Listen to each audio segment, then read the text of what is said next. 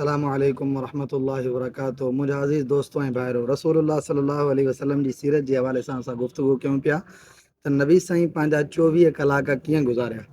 असांजी स्टार्टिंग फजर नमाज़ खां थी हुई। रसूलुल्लाह सल्लल्लाहु अलैहि वसल्लम फजर खां बाद छा छा कंदा हुया, कुझु ॻाल्हियूं मूं अव्हां जे साम्हूं ज़िक्र कयूं। सैयदना अनस रज़ी अल्लाह तआला अन्हु, सुनन नबी दाऊद जी रिवायत आहे, फरमाए थो त नबी अलैहि सलातो वसलाम फरमायो, मन सल्ला अल फज्र फी जमाअतिन सुम्मा क़अद यज़कुरुल्लाह हत्ता तत्लुअ अश-शम्स सुम्मा सल्ला रकअतैनि। प्यारे पैगंबर जनाब मोहम्मद रसूलुल्लाह सल्लल्लाहु अलैहि वसल्लम फरमायो त जेको बि माण्हू फजर नमाज़ जमात सां पढ़े थो, फजर नमाज़ पढ़ण खां बाद उहो पंहिंजी उन जॻह ते वेही थो रहे। फजर नमाज़ पढ़ी अथई, फजर नमाज़ पढ़ण खां बाद उते वेही थो रहे हत्ता के सिज निकिरण ताईं उते वेठो आहे ऐं अलाह जो ज़िक्र करे थो। त उनजी फज़ीलत उन खां बाद नबी अलैहि सलातो वसलाम हिकिड़ी इज़ाफ़ी ॻाल्हि ज़िक्र कई, उहा इहा आहे त नबी साईं फरमायो त जेको माण्हू सिज निकिरण खां बाद 2 रकातूं अदा करे थो, फजर नमाज़ पढ़ी उन जॻह ते वेठो आहे हत्ता के सिज निकितो आहे, सिज निकिरण खां बाद उहो 2 रकातूं अदा करे थो, त उन 2 रकातुनि जी फज़ीलत रसूलुल्लाह सल्लल्लाहु अलैहि वसल्लम फरमायो त उहे 2 रकातूं अदा कंदो, लेकिन उनखे जेको सवाबु मिलंदो उहो हज जे बराबरि आहे या उमिरे जे बराबरि आहे। इन रिवायत खे इमाम अलबानी रहमहुल्लाह हसन दर्जे जे अंदरि ज़िक्र कयो आहे।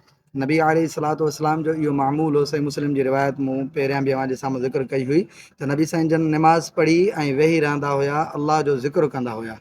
रसूलुल्लाह सल्लल्लाहु अलैहि वसल्लम सुबह शाम जा अज़कार लाज़िमन पढ़ंदा हुया ऐं उन अज़कारनि जी असांखे बि तरग़ीब ॾिनी आहे।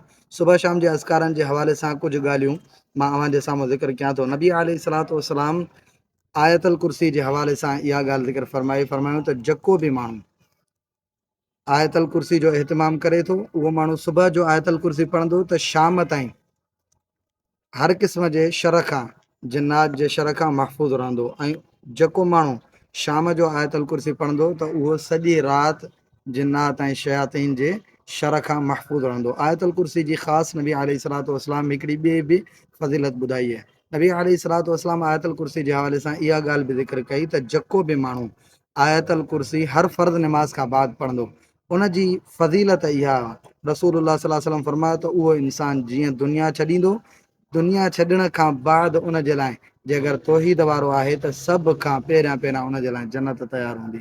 त आयतल कुर्सी जी इहा ख़ासि फज़ीलत आहे ऐं नबी अलैहि सलातो वसलाम इन जो ख़ासि एहतमाम कंदा हुया। हिकिड़ो सुबुह जो, हिकिड़ो शाम जो, हिकिड़ो हर फ़र्ज़ नमाज़ खां बाद ऐं हिकिड़ो सुम्हण जे टाइम। इन 3 जॻहियुनि ते नबी अलैहि सलातो वसलाम आयतल कुर्सी जो एहतमाम कंदा हुया। अल्लाह ताला खां दुआ था कयूं असांखे बि अल्लाह ताला प्यारे पैगंबर जी सीरत खे अपनाइण वारो बणाए। अक़ूलु क़ौली हाज़ा वस्तग़फिरुल्लाह ली व लकुम व मा अलैना इल्ला